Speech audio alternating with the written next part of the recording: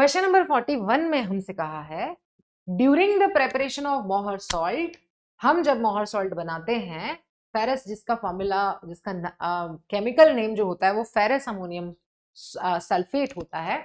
Which of the following acid is added to prevent hydrolysis of iron plus 2। वो कह रहे हैं कि कौन सा एसिड इनमें से डाला जाता है जो हाइड्रोलिसिस बचाता है आयरन प्लस 2 का, कि ना हो पाए, कि आयरन प्लस 2 आयरन प्लस 3 में ना कन्वर्ट हो पाए।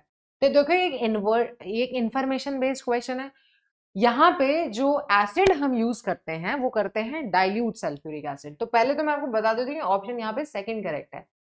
क्यों ऐसा होता है? क्योंकि डाइल्यूट सल्फ्यूरिक एसिड जो होता है वो एक अच्छा ऑक्सीडाइजिंग एजेंट नहीं होता है, तो वो आयरन प्लस 2 को आयरन प्लस 3 में नहीं कन्वर्ट होने देता है। कौन? आपका डाइल्यूट H2SO4, ये बचाता है इसको। जबकि अगर मैं कॉन्सेंट्रेटेड H2SO4 यूज कर लूं तो कॉन्सेंट्रेटेड H2SO4 में ऑक्सीडाइजिंग प्रॉपर्टी होती है जो आयरन प्लस 2 को आयरन प्लस 3 में कन्वर्ट कर देता है, बट हमें तो बचाना है, तो हम ये कर देता है क्योंकि इसकी ऑक्सीडाइजिंग एजेंट की तरह ये काम करता है, तो इसलिए ये तो नहीं होगा, तो इसलिए हमारा ऑप्शन जाएगा सेकंड। ठीक है, तो चलते हैं फिर नेक्स्ट क्वेश्चन की तरफ। 42 क्वेश्चन हमसे कह रहा है आइडेंटिफाई द करेक्ट आंसर। आपको यहाँ पे करेक्ट आंसर बताना है, जिसमें पहला ऑप्शन गिवन है डाइपोल मोमेंट NH3 का ज्यादा होता है दैट ऑफ NH3। देखो हमें करेक्ट बताना है, इनकरेक्ट नहीं बताना। ये बात बिल्कुल गलत है जो पहला स्टेटमेंट यहाँ लिखा हुआ है ना कि NH3 का डाइपोल मोमेंट ज्यादा होता है, उल्टा होता है। जो डाइपोल मोमेंट होता है ना किसका, NH3 का, वो ज्यादा होता है डाइपोल मोमेंट ऑफ NF3 से। ऐसा क्यों होता है ये आपने पढ़ा भी है। ऐसा इसलिए होता है क्योंकि अमोनिया के केस में जो लोन पेयर है, जो भी आपका लोन पेयर है, और जो सारे डाइपोल्स हैं वो एक ही डायरेक्शन में होते हैं। ये सारे डाइपोल्स, लोन पेयर सब एक डायरेक्शन में है, तो net dipole moment upward direction में होता है। जबकि अगर मैं NF3 की बात करूं, अगर मैं NF3 की बात करती हूं तो NF3 के केस में जो लोन पेयर है वो आपका अपवर्ड डायरेक्शन में है, जो ऑर्बिटल डाइपोल मोमेंट है लोन पेयर की वजह से ये डाउनवर्ड में है, तो कुछ डाइपोल मोमेंट कम हो जाता है जिसकी वजह से NH3 कम होता है और NH3 ज्यादा होता है। तो ये बात तो बिल्कुल गलत है और हमें तो सही बात बतानी है। ठीक है, ये बात हुई हमारी बिल्कुल गलत। 3 canonical forms can be drawn for CO3-2, कि आप 3 रेजोनेंस स्ट्रक्चर ड्रॉ कर सकते हो CO3-2 के। ये बात बिल्कुल ठीक है। क्यों सही है ये देख लेते हैं जरा। अगर मैं CO3-2 की बात करूं तो इसका स्ट्रक्चर कुछ ऐसा होता है, CO3-2। तो अब क्या हो सकता है, इसके 3 रेजोनेंस स्ट्रक्चर ड्रॉ हो सकते हैं। बेटा कैसे हो सकते हैं वो देख लेते हैं। ये पाई इलेक्ट्रॉन्स अगर इस पे शिफ्ट हो तो इस पे पॉजिटिव, इस पे नेगेटिव, यहाँ डाइपोल, यहाँ आपका डबल बॉन्ड बन जाएगा, यहाँ नेगेटिव चार्ज और यहाँ आपका डबल बॉन्ड, यहाँ नेगेटिव। अब ये भी तो पॉसिबिलिटी हो सकती है कि जब ये पाई इलेक्ट्रॉन्स इधर जा रहे हैं इस पे पॉजिटिव और ये नेगेटिव बॉन्ड बना ले। बिल्कुल, तो यहाँ पे आपको 3 रेजोनेंस स्ट्रक्चर्स आप इसके ड्रॉ कर सकते हो। ये 3 वो रेजोनेंस स्ट्रक्चर्स हैं, तो ये बात बिल्कुल ठीक है, इसलिए ऑप्शन यहाँ पे सेकेंड जो है वो करेक्ट है। थर्ड में आपसे कहा है 3 resonance structures can be drawn for ozone, कि आप ओजोन के 3 रेजोनेंस स्ट्रक्चर बना सकते हो। गलत है, ओजोन के आप सिर्फ 2 रेजोनेंस स्ट्रक्चर्स बना सकते हो। मैं आपको बना के भी दिखा देती हूँ। सो ओजोन जो है उसका स्ट्रक्चर कुछ ऐसा होता है, मैं आपको इसके लुईस स्ट्रक्चर से उठा के बात करती हूँ। ठीक है, ऑक्सीजन, ओजोन में 3 ऑक्सीजन आइटम्स होते हैं। ऑक्सीजन की वैलेंस शेल में 6 इलेक्ट्रॉन्स होते हैं। ये लिख दिया हमने 6 इलेक्ट्रॉन्स हर एक एटम की, हमने लुईस डॉट स्ट्रक्चर बना दिए।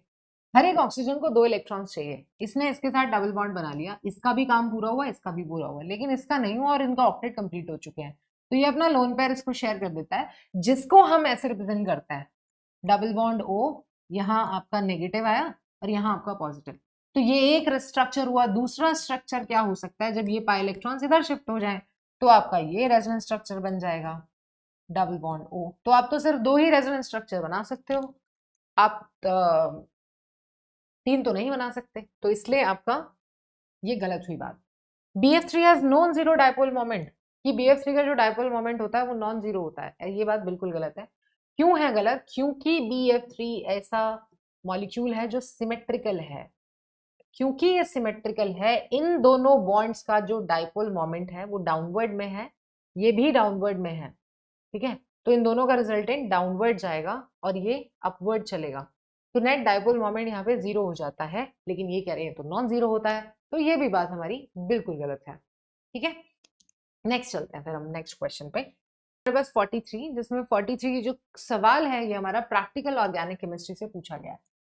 प्रैक्टिकल ऑर्गेनिक केमिस्ट्री से पूछा गया है, केमिस्ट्री से, प्रैक्टिकल ऑर्गेनिक केमिस्ट्री, जो आप लैब में प्रैक्टिकल्स करते हैं ना, वहां से ये सवाल पूछा गया है, जब आप कैटायन का एनालिसिस करते हैं कि जो कैटायन है वो कौन से ग्रुप में लाई कर रहा है। तो यहाँ हमको क्या दिया हुआ है, हमें डिफरेंट कैटायंस दिए गए हैं और उनको अरेंज करना है increasing order of group number from 0 to 6।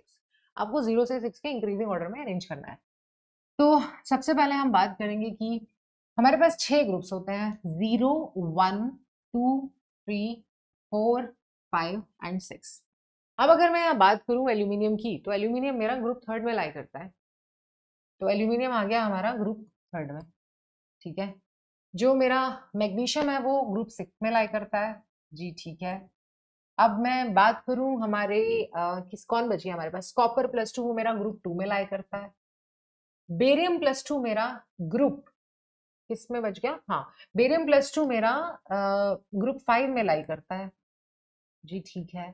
Cobalt +2 मेरा ग्रुप 4 में लाई करता है, ओके। तो हमारा कॉपर जो है वो बी है, एल्यूमिनियम जो है वो ए है, कोबाल्ट जो है वो डी है, और बेरियम जो है वो सी है, और जो मैग्नीशियम है वो मेरा ई है। तो हमारे पास कौन सा ऑप्शन हुआ, BADCE, ऑप्शन 3rd यहाँ पे करेक्ट है, ठीक है। आगे चलते हैं फिर नेक्स्ट क्वेश्चन पे। क्वेश्चन नंबर 44 में हमसे कहा है कि identify the major product C formed in the following reaction sequence. आपको मेजर प्रोडक्ट बताना है इस रिएक्शन सीक्वेंस में। तो आपको यहाँ पे एक हेलो एल्केन दिया हुआ है, उसकी आप NaCNC रिएक्शन करवा रहे हो। तो जब आप NaCNC रिएक्शन करवाओगे तो आपका ए जो प्रोडक्ट बनेगा वो बनेगा CH3 CH2 एंड CH2CN। ये एक न्यूक्लियोफिलिक सब्स्टिट्यूशन रिएक्शन होगी, साइनाइड आके आपका कार्बन के साथ अटैच हो जाएगा। अब आप इसका करा रहे हो पार्शियल हाइड्रोलिसिस। जब आप पार्शियल हाइड्रोलिसिस करवाते हो एल्कलाइन मीडियम में, तो आपका जो नाइट्राइल्स होते हैं वो अमाइड देते हैं, तो आपके पास मिलेगा CH3 CH2 CH2 C double bond O NH2। ये अमाइड हमारे पास आ गया, जी ठीक है। ये हमारे पास क्या आया है, B आया है।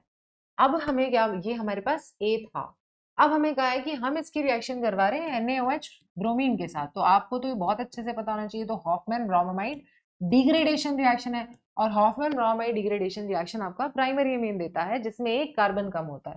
तो आपको यहाँ मिलेगा CH3 CH2 CH2 NH2। तो आपके पास मिल गया प्रोपाइल अमीन, इसलिए ऑप्शन 3rd यहाँ पे करेक्ट हुआ, ठीक है। आगे चलते हैं फिर हम नेक्स्ट क्वेश्चन नंबर 45 पे।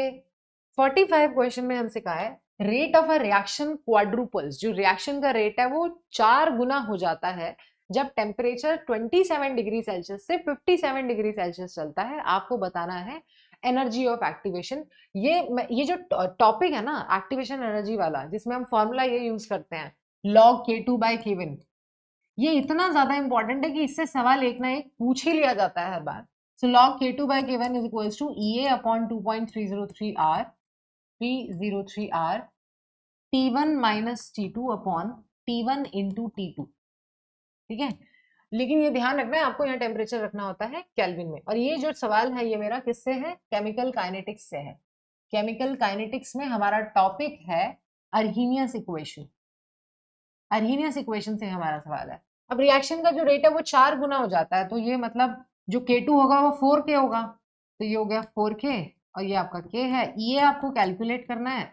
R की वैल्यू हमें क्वेश्चन में गिवन है 8.314, सो 2.303 इंटू 8.314, ये हुआ आपका। अब देखो 27 डिग्री सेल्सियस है तो ये 300 आपका केल्विन हो गया।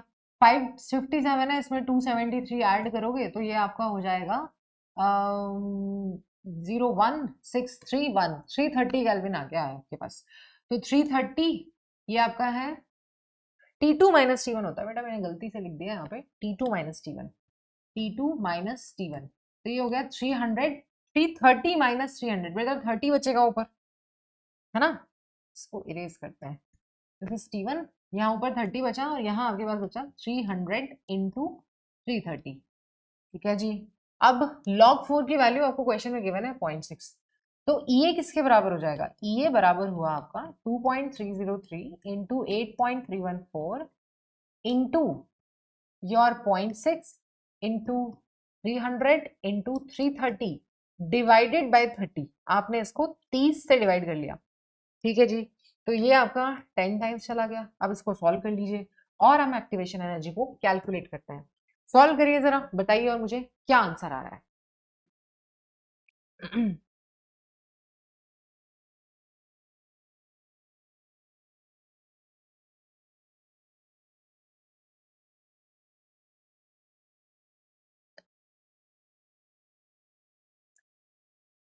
तो ये आएगा 37911। अब आप इसको कैलकुलेट करते हैं तो ये आता है 37911, बट ये आ रहा है आपका जूल में, जूल पर मोल में। अब आपको तो ऑप्शंस किलो जूल पर मोल में गिवन है, तो ये कितना हो जाएगा 37.9। अब 37.9 को हम अप्रोक्सीमेटली 38 ले सकते हैं, तो 38 किलो जूल पर मोल। अब आप ऑप्शन देख लीजिए कौन सा मैच हो रहा है, तो ऑप्शन जाएगा आपका थर्ड, 38, ठीक है। नेक्स्ट क्वेश्चन, नेक्स्ट क्वेश्चन हमें 46 दिया गया है और इस क्वेश्चन में हमसे पूछा है, ये क्वेश्चन है आपका इक्विलिब्रियम चैप्टर से, equilibrium, chemical equilibrium, chemical equilibrium, ठीक है। तो यहाँ इन्होंने कहा है क्वेश्चन में, consider the following reaction in a sealed vessel at equilibrium with concentrations of N2 O2 and NO। आपको ये रिएक्शन दी गई है, ये रिएक्शन है और इसमें आपको N2 O2 और NO की आपको कॉन्सेंट्रेशन मेंशन्ड है। आपसे कहा है अगर आप 0.0 मोल पर लीटर NO लेते हो क्लोज वेसल में, तो what will be degree of dissociation of NO at equilibrium. आपको डिग्री ऑफ डिसोसिएशन बताना है NO का इक्विलिब्रियम पे। तो ठीक है जी, देखो आपको डिग्री ऑफ डिसोसिएशन अल्फा निकालना है, तो आप अल्फा निकाल पाओगे अगर आपको पता है कि के की वैल्यू क्या है, क्योंकि के अल्फा का फॉर्मूला के से रिलेट होता है, जिसका formula C alpha square one 1 minus alpha होता है। तो आपको यहाँ पे अगर अल्फा निकालना है तो के तो पता होना चाहिए। अब इस रिएक्शन के लिए मैं के तो आसानी से निकाल सकती हूँ। क्या होगा इसका के का एक्सप्रेशन, के होता है concentration of product, concentration of N2 into concentration of O2 upon concentration of NO, because it's coefficient is 2, तो उसकी पावर 2 हो जाएगी यहाँ पे। अब N2 की जो कॉन्सेंट्रेशन है वो 3 इंटू 10⁻³ है, O2 की कॉन्सेंट्रेशन 4.2 इंटू 10⁻³ है, ये NO है, NO दो बार है तो 2.8 इंटू 10⁻³ इंटू 2.8 इंटू 10⁻³। अब आपके जो कैंसिल हो जाएंगे 10⁻³, ये कैंसिल हो गया आपके पास। तो के की जो वैल्यू आएगी, के की वैल्यू वो कितना हुआ 3 इंटू 4.2 अपॉन 2.8 इंटू 2.8, मतलब ये 2.8 का स्क्वायर है। अब आप इसको कैलकुलेट करो और मुझे बताओ कि क्या वैल्यू आ रही है आपकी के की।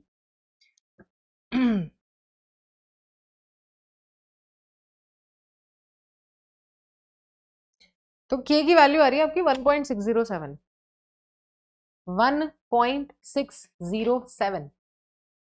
तो चलिए फिर लिख लेते हैं इस बात को, 1.607। ओके, ये आया आपके पास। अब के आ गया, हमें तो निकालना है अल्फा। अब अल्फा हम निकाल पाएंगे, के हमें पता है, लेकिन हमें कॉन्सेंट्रेशन पता होनी चाहिए कि हमारी कॉन्सेंट्रेशन है कितनी, ठीक है। तो हम जरा देखते हैं। अच्छा एक चीज और ना, यहाँ पे ये फॉर्मूला अगर आपको लगाना है तो देखो यहाँ एक चीज है बड़ी इंपॉर्टेंट है, 2NO किस में डिकम्पोज हो रहा है, N2 में और O2 में। 2NO ये इक्विलिब्रियम में है N2 में और O2 में। अब अगर आपको अल्फा निकालना है ना, तो आप मेरी बात ध्यान से सुनना, इन्होंने इनिशियल कॉन्सेंट्रेशन 0.1 दी हुई है। ये जो time t is equals to 0 पे जो कॉन्सेंट्रेशन आपकी मेंशन्ड है t इज इक्वल्स टू 0 पे, तो ये है 0.1 मोलर। ये आपकी 0 है, ये आपकी 0 है। अब इसका कुछ परसेंट टूटा होगा इक्विलिब्रियम पे, तो अब एक चीज ध्यान से सुनना, इसका 2 मोल 1 मोल N2 दे रहा है, इसका 2 मोल अगर हम लेते हैं NO, तो उससे मेरे को 1 मोल मिल रहा है आपका N2। आपके पास कितने मोल्स हैं? आपके पास है 0.1, तो 0.1 मोल NO कितना देगा? 1/2 इंटू 0.1, दैट इज 0.05 मोल मिलेंगे आपको N2 के। ठीक है जी। तो अगर इसका ये 0.12 ऑफ कोर्स इसका कुछ परसेंट टूटेगा, तो इसका बनेगा 0.05 अल्फा, और ये भी होगा 0.05 अल्फा। ये कितना बचेगा? 0.1 माइनस 0.1 अल्फा, क्योंकि इसका तो 0.1 ही लगेगा ना, इसका 2 मोल दे आधा रहा है, तो ये 0.1 ही रहेगा। अब आपको निकालना क्या है? आपको निकालना है के। के का फॉर्मूला होता है आपका कॉन्सेंट्रेशन ऑफ प्रोडक्ट, जिसमें 0.05 अल्फा N2 की कॉन्सेंट्रेशन है, 0.05 अल्फा O2 की कॉन्सेंट्रेशन है, और NO की कॉन्सेंट्रेशन हुई यहाँ पे, देखो यहाँ 0.1 कॉमन ले लिया, 1 माइनस अल्फा, तो इसका भी स्क्वायर जाएगा क्योंकि इसका कोएफिशिएंट 2 है, और इसका भी स्क्वायर जाएगा। के हम निकाल ही चुके हैं, के हमारे पास आया 1.607। 1.607। अब देखो मैं इसको ऐसे लिख सकती हूँ, 0.05 का स्क्वायर अल्फा स्क्वायर अपॉन ये हो जाएंगे 0.1 का स्क्वायर है ना, तो 0.1 का स्क्वायर हम ऐसे ही लिख लेते हैं, चलो ऐसे ही 0.1 स्क्वायर 1 माइनस अल्फा स्क्वायर। अब अल्फा स्क्वायर इसको मैं ऐसे लिख सकती हूँ, alpha square upon 1 minus alpha square बराबर होगा 1.607 इंटू 0.1 स्क्वायर, ठीक है, अपॉन 0.05 स्क्वायर, 05 स्क्वायर। अब ये इधर स्क्वायर है ना, तो उधर जाके रूट हो जाएगा, तो इसका रूट हमको लेना पड़ेगा। देखो नीचे वाला तो आपका 0.05 ही आएगा, स्क्वायर है ना, तो उसकी पावर 1/2 हो जाएगा। अब ये आएगा आपका 0.1, ये 0.1 का स्क्वायर है। अब हम 1.607 का जरा रूट ले लेते हैं। तो अगर हम इसका रूट लेते हैं, गिव मी अ सेकंड, तो इसका रूट हमारे पास आ रहा है 1.26, 1.26, ठीक है, 1.26 इंटू, तो हमारे पास आया अल्फा अपॉन 1 माइनस अल्फा। इसको जरा सॉल्व भी कर लेते हैं, 1.26 है, ये कितना आ जाएगा? तो ये हुआ आपका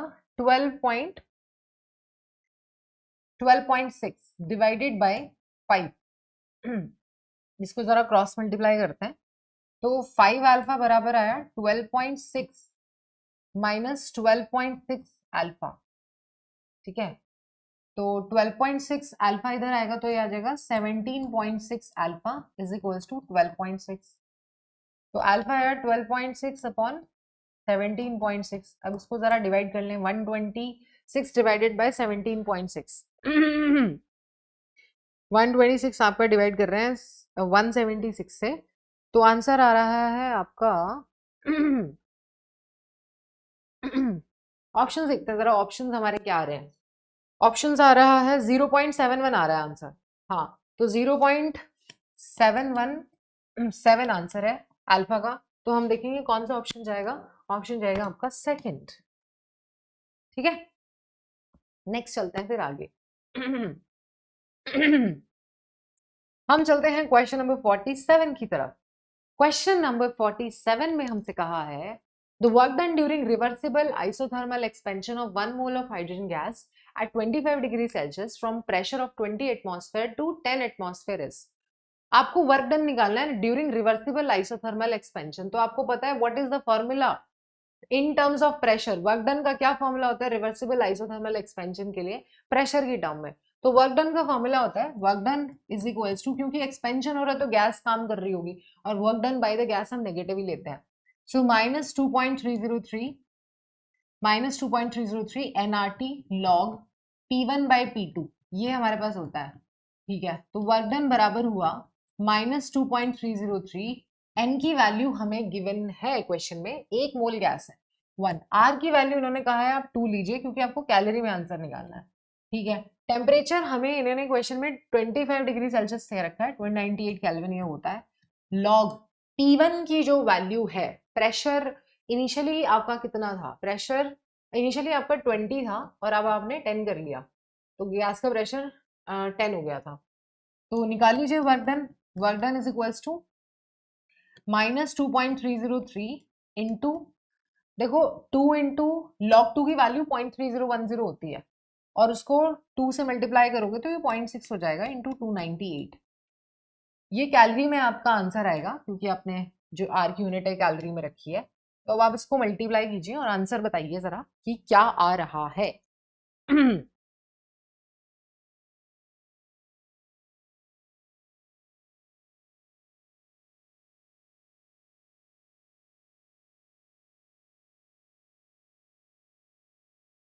माइनस में आ रहा है हमारा 411, -411 पॉइंट समथिंग, 0.1 कैलोरी। तो आप देखो, अब ये वैल्यू हमारा 411 आ रहा है, इनका -413 आ रहा है। वो इसलिए आ रहा है क्योंकि हमने 0.6 इसको log 2 की वैल्यू जो है, log 2 की वैल्यू हमने, वैसे होती है 0.3010, हमने उसको 0.3 ले लिया और उसको 2 से मल्टीप्लाई करके 0.6 कर दिया, तो इसलिए आ रहा है। तो इसलिए आपका आंसर जो है वो क्लोज है, इसके ऑप्शन 4 यहाँ पे करेक्ट है। नेक्स्ट चलते हैं फिर आगे क्वेश्चन नंबर 49 पर, 48 पर। क्वेश्चन नंबर 48 जो है वो आपका इलेक्ट्रोकेमिस्ट्री से है। पहले वाला क्वेश्चन कौन से टॉपिक से था? पहले वाला जो ये क्वेश्चन था ये आपका थर्मोडाइनमिक्स से था, थर्मोडाइनमिक्स। ठीक है, अब नेक्स्ट पे चलते हैं। इन्होंने कहा, अब ये जो क्वेश्चन है ये पढ़ते हैं, question number 48। Mass in grams of copper deposited by passing 9.6487 ampere current through a voltmeter containing copper sulphate solution for 100 seconds is. ये जो क्वेश्चन है ये हमारा है फैराडे का फर्स्ट लॉ, फैराडे का फर्स्ट लॉ जो कि इलेक्ट्रोकेमिस्ट्री में हमने पढ़ा है। तो इलेक्ट्रोकेमिस्ट्री से हमारा फैराडेज फर्स्ट लॉ, ये हमारा टॉपिक है। बहुत ही इजी क्वेश्चन है, फैराडेज फर्स्ट लॉ। ठीक है, क्वेश्चन में कहा है कि mass in gram of copper deposited by passing, current आपको दिया हुआ है, करंट आप पास कर रहे हो एक थ्रू अ वोल्टमीटर जिसमें कॉपर सल्फेट है, 100 सेकंड के लिए कर रहे हो। तो बताओ कि मास कॉपर का कितना डिपॉजिट होगा। तो आप पहले आपकी जो रिएक्शन हो रही होगी, क्योंकि कॉपर सल्फेट के अंदर कॉपर +2 आयंस होंगे, वो 2 इलेक्ट्रॉन गेन करेंगे और कॉपर जाके डिपॉजिट हो जाएगा इलेक्ट्रोड पे। ठीक है, अब आप देखो, आप 2 फैराडे की इलेक्ट्रिसिटी जब आप सप्लाई करते हो तो 1 मोल कॉपर आपको मिलता है, और 1 मोल कॉपर का मास 63 ग्राम होता है, 63 ग्राम। तो मतलब 2 इंटू 96500 कूलम से आपको जो अमाउंट मिलता है कॉपर का, वो 63 ग्राम कॉपर मिलता है। आप देख लो आप कितना चार्ज सप्लाई कर रहे हो। तो हम क्यू निकाल लेते हैं यहाँ पे। क्यू हम कैसे निकालेंगे? क्यू का फॉर्मूला होता है आई इंटू टी। आई हमारे पास कितना है? करंट 9.64, 9.6487। टाइम हम कितने टाइम के लिए पास कर रहे हैं? 100 सेकेंड्स के लिए पास कर रहे हैं। तो हमारे पास हो जाएगा 964.8। इतने कूलम का हम चार्ज जो है वो पास कर रहे हैं। तो बेटा इतने कूलम से इतना मिलता है, तो आप कितना सप्लाई कर रहे हो? 964.8 कूलम से कितना मिलेगा? 63/2 इंटू 96500 इंटू 964.8, इतना ग्राम आपको कॉपर मिलेगा। आप इसको सॉल्व कर लीजिए। 2 4 8 8 16, 2 2 4 2 4 8, और ये आपका आई 0। तो 63 इंटू 482.4, और उसको डिवाइड कर लेते हैं जरा, कितना आ रहा है करके बताइए जरा।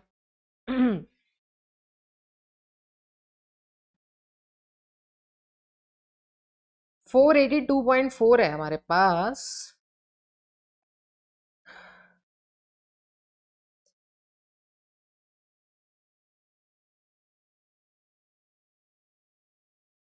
ये आ रहा है हमारे पास 0.03149, 0.03149 ग्राम। तो मतलब 0.0315 हम इसे ले सकते हैं। ऑप्शन यहाँ पे सेकंड हमारा करेक्ट। ठीक है, चलते हैं फिर आगे नेक्स्ट क्वेश्चन नंबर 49 की तरफ। Okay, question number 49, I am sure आपको ये विजिबल होगा, नहीं है तो अभी हो जाएगा। तो इन्होंने क्वेश्चन में हमसे कहा है major products A and B formed in the following reaction sequence are. ये एक रिएक्शन सीक्वेंस दे रखी है, इसमें मेजर प्रोडक्ट बताना है। तो आप देख रहे हो कि ये एक अल्कोहल है, उसकी आप रिएक्शन PbR3 के साथ करा रहे हो, which is similar to PCl3। A major product बनता है, फिर उसकी रिएक्शन आप अल्कोहलिक KOH से कराते हो, बी मेजर प्रोडक्ट बनता है। तो बताना है कैसे होगा ये। तो जब आप इसकी रिएक्शन, आप पता है कि किसी भी अल्कोहल की रिएक्शन आप PCl5 से कराते हो, PCl3 से कराते हो, तो आपको हैलो एल्केन मिलता है, राइट। अगर हम यहाँ बात करें तो जो ए होगा वो ए मेरा कुछ ये होगा कि OH की जगह मेरे पास क्या आ जाएगा, मेरे पास Br आ जाएगा, और यहाँ आपका CH3 है, CH3। अब आप ये आपका मेजर प्रोडक्ट बना, अब आप इसकी रिएक्शन करवा रहे हो अल्कोहलिक KOH से। बेटा अल्कोहलिक KOH से जब हम रिएक्शन करवाते हैं तो एलिमिनेशन होता है, और वो एल्कीन बनती है जो ज्यादा स्टेबल होती है। तो अगर मैं इस क्वेश्चन में बात करूं तो ये अल्फा कार्बन है मेरा, अब इसमें दो बीटा, एक बीटा यहाँ है, एक बीटा यहाँ है, राइट। लेकिन एल्कीन ज्यादा स्टेबल कहाँ से बनेगी, जब यहाँ से हाइड्रोजन जाएगा, क्योंकि यहाँ एक हाइड्रोजन है जो हिडन है, यहाँ पे भी, यहाँ पे एक हाइड्रोजन है, यहाँ हिडन, यहाँ पे दो हाइड्रोजन हिडन है, ठीक है। लेकिन एल्कीन ज्यादा स्टेबल तब बनेगी सेडजक रूल के हिसाब से, जब यहाँ पे डबल बॉन्ड आएगा। तो आपके पास क्वेश्चन क्या आया, यहाँ आपका डबल बॉन्ड क्रिएट हो गया और यहाँ CH3, तो ये आपके होंगे कौन, ये आपके होंगे बी। तो कौन सा ऑप्शन जाएगा, ए और बी मैच करना है। देखो ये तो वैसे भी नहीं हो सकता, ये तो नहीं हो सकते, मतलब ये तो बिल्कुल ही पॉसिबल नहीं है। इन दोनों में से देखते हैं, इन दोनों में से अब हमारा ये मैच हो रहा है, तो ऑप्शन थर्ड यहाँ पे करेक्ट है। ठीक है जी, नेक्स्ट क्वेश्चन की तरफ चलते हैं। लास्ट क्वेश्चन है हमारा आपकी नीट 2024 के PYQ सीरीज का हमारा आखिरी क्वेश्चन पे हम आ गए हैं। मैं चाहती हूँ ऐसे ही आप भी सारे अपने नीट 2025 के पेपर में आप भी ऐसे ही सारे सॉल्व करते करते बिना घबराए आप ऐसे ही आखिरी क्वेश्चन तक आ जाएं और सारे सही से सॉल्व कर पाए।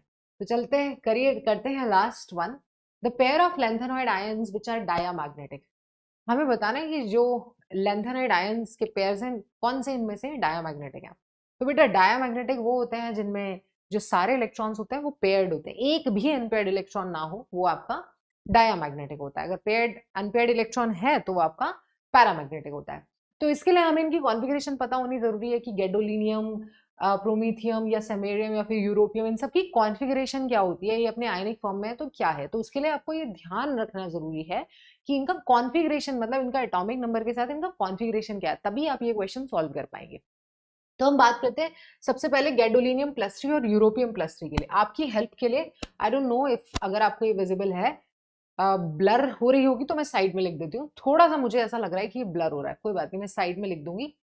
तो हमें पहले दिया गैडोलिनियम +3। देखो बेटा अगर मैं गैडोलिनियम की बात करूं, गैडोलिनियम जिसका एटॉमिक नंबर 64 होता है, मैं यहाँ लिखती हूँ, अगर आई डोंट नो आपको ये शायद दिख नहीं रही होगी, गैडोलिनियम जिसका एटॉमिक नंबर है बेटा आपका 64। अगर मैं इसकी कॉन्फ़िगरेशन की बात करूं तो इसका कॉन्फ़िगरेशन अगर आपको यहाँ से दिख रहा है 4f7 5d1 6s2, 4f7 5d1 and 6s2। अब हमसे यहाँ इन्होंने कहा है 6s2, इन्होंने कहा है कि गैडोलिनियम अपनी +3 में है। अगर गैडोलिनियम +3 में जाएगा तो कितने इलेक्ट्रॉन लूज करेगा, एक यहाँ से करेगा, दो यहाँ से करेगा, 4f7 है। अब f में, f सबशेल में 7 अनपेयर्ड इलेक्ट्रॉन्स हैं, तो ये तो पैरामैग्नेटिक हुआ, पैरामैग्नेटिक हुआ। तो ये ऑप्शन तो बिल्कुल भी नहीं है, क्योंकि इसमें तो डाया का है ना, मतलब ये ऑप्शन तो होगा ही नहीं। आप यूरोपियम +3 का भी निकालोगे, यूरोपियम +3 अब डाया है पैरा है, उससे क्या मतलब है, आपको तो वो पेयर चूज करना है ना जिसमें जो है वो जो पेयर डायामैग्नेटिक, तो ऑप्शन ए तो नहीं हो सकता है, तो दूसरे में दिमाग लगाने का कोई सेंस नहीं है। अब हम प्रोमीथियम पे आ जाते हैं। अगर मैं प्रोमीथियम की बात करूं तो आपको यहाँ प्रोमीथियम दिख रहा होगा, मैं यहाँ हाईलाइट करके दिखा देती हूँ। इसमें प्रोमीथियम मेंशन ही नहीं है क्या, ये रहा प्रोमीथियम मेंशन है, ये रहा प्रोमीथियम 61 है, जिसका 61 कॉन्फ़िगरेशन है। अगर मैं प्रोमीथियम की यहाँ कॉन्फ़िगरेशन की बात करूं, प्रोमीथियम 61 है, इसका कॉन्फ़िगरेशन होता है जिनन, और आपका 4f5 6s2, 4f5 6s2। बेटा यहाँ पे भी अगर प्रोमीथियम कौन सी ऑक्सीडेशन स्टेट में, +3 में है, अगर ये 3 इलेक्ट्रॉन्स लूज कर भी दे, दो यहाँ से जाएंगे एक यहाँ से जाएंगे, तो भी 4f4 बचेगा, इसमें अनपेयर्ड इलेक्ट्रॉन्स होंगे तो ये भी पैरा होगा, तो दूसरा ऑप्शन चेक करने का यहाँ भी कोई सेंस नहीं बनता, ये भी आंसर नहीं है। अब हम आ जाते हैं सीरियम +4 पे, सीरियम +4 और यूटोबियम +4 पे। अगर मैं सीरियम की बात करूं तो इसका एटॉमिक नंबर होता है बेटा 658, सीरियम 58 होता है, जिसका कॉन्फ़िगरेशन सीरियम का आपको यहाँ से दिख रहा होगा। सीरियम का एटॉमिक नंबर 58 होता है, इसका कॉन्फ़िगरेशन होता है जिनन और आपका 4f1 5d1 and 6s2 6s1 sorry 6s2। Now अब यहाँ पे जो सीरियम प्रेजेंट है वो प्रेजेंट है +4 में, सीरियम +4 में प्रेजेंट है। ओके, तो दो यहाँ से जाएंगे, दो यहाँ से जाएंगे, तो अब तो सारे ऑर्बिटल्स एम्प्टी बच जाएंगे, सिर्फ जिनन का कॉन्फ़िगरेशन है, इसमें सारे इलेक्ट्रॉन्स पेयर्ड होंगे, तो ये डायामैग्नेटिक हो गया। बहुत बढ़िया बात है। अब हमसे कहा है यूटोबियम चेक करिए जरा। अगर मैं यूटोबियम की बात करूं तो इसका एटॉमिक नंबर होता है बेटा 70 एटॉमिक नंबर है। इसका कॉन्फ़िगरेशन 4f14 6s2 है। आपसे यूटोबियम +2 की बात कर रहे हैं, तो बेटा अगर ये 2 इलेक्ट्रॉन लूज कर भी देगा यूटोबियम, जिसका एटॉमिक नंबर 70 होता है, अगर ये 2 लूज कर भी देगा तो इसके पास 4f14 बचेंगे। f में 7 ऑर्बिटल्स होते हैं, 14 इलेक्ट्रॉन्स कंप्लीटली फिल्ड होंगे, कोई भी एक भी अनपेयर्ड इलेक्ट्रॉन नहीं होगा, तो ये डायामैग्नेटिक है। इसका मतलब है यहाँ पे ऑप्शन जो है वो आपका थर्ड वाला बिल्कुल सही है।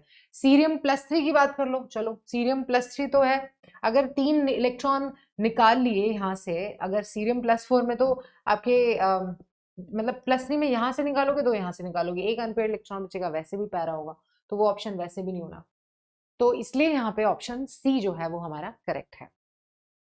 तो विद दिस हमने जो बचे हुए क्वेश्चंस थे वो हमने कर लिए नीट 2025 सीरीज के हमारे सारे क्वेश्चन।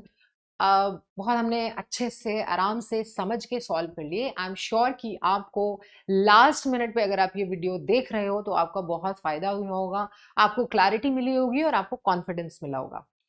तो मेरा सिर्फ यही मकसद था वीडियो बनाने का कि आपको लास्ट मिनट पे एक आइडिया लग जाए, कॉन्फिडेंस आ जाए पीवाईक्यूज देख के कि कैसे क्वेश्चंस हम अप्रोच करें, और लास्ट मिनट पे हमें जो भी चीज़ें हम देखते हैं वो हमारे लिए हेल्पफुल होती है, राइट। तो बस अब आपने पूरे साल जितनी तैयारी करी है, जितनी मेहनत करी है, उसको दिखाने का, प्रदर्शित करने का बिल्कुल समय आ गया है। तो आप एग्जाम के टाइम पे पूरी मतलब मैं ये तो नहीं बोलूंगी कि बिल्कुल ही घबरा जाना, ऐसा कुछ नहीं होना है, आप बिल्कुल घबराना नहीं है, रिलैक्स होके आराम से पेपर को सॉल्व करना है जैसे हमने यहाँ पे किया है। बिल्कुल अपने दिमाग में सोचना ही नहीं है कि क्या रिजल्ट होगा, नो। आपको अपनी सारी एनर्जी, एकदम जितने भी थॉट्स हैं उनको एक ही डायरेक्शन में अलाइन करके अपनी सारी एनर्जी अपने एग्जाम पे लगानी है। दूसरा कहीं और सोचना ही नहीं है कि मेरे कितना स्कोर आएगा, मेरा सिलेक्शन होगा कि नहीं होगा, मेरे को गुड कॉलेज मिलेगा कि नहीं मिलेगा, सोचना ही नहीं है।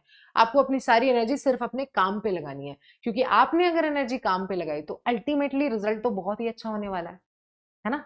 तो बस मेरी यही उम्मीद है आपसे कि आप बहुत अच्छा करेंगे और आपने जो पढ़ा है वही आएगा आपके पेपर में। तो मिलेंगे आपसे फिर रिजल्ट के टाइम पे, है ना। रिजल्ट के टाइम पे एक और वीडियो बनाएंगे। तो मैं आपके लिए एक 2-4 लाइनें बोलना चाहती हूँ जिससे आपको शायद अच्छी लगे। मैं कहना चाहूंगी, थकान है लेकिन रुकना नहीं है, सपना बड़ा है झुकना नहीं है, किताबें बोली तू कर डालेगा, हर मुश्किल को तू संभाल लेगा। नीट का सफर था लंबा जरूर, पर अब मंजिल है बिल्कुल पास। कल का पेपर एक नया दरवाजा है और सिर्फ तेरा हौसला है तेरे साथ। तू मुस्कुरा, कॉन्फिडेंट हो जा, अपने सपनों का इंतजार मत कर, उन्हें सच कर जा। Best of luck to all of you. मुझे पता है कि आपने जो पढ़ा है वही आएगा और आप कर जाएंगे। So with this note, thank you so much. मिलते हैं फिर आपसे नेक्स्ट वीडियो में। तब तक के लिए all the best to all the champions. Tata, take care.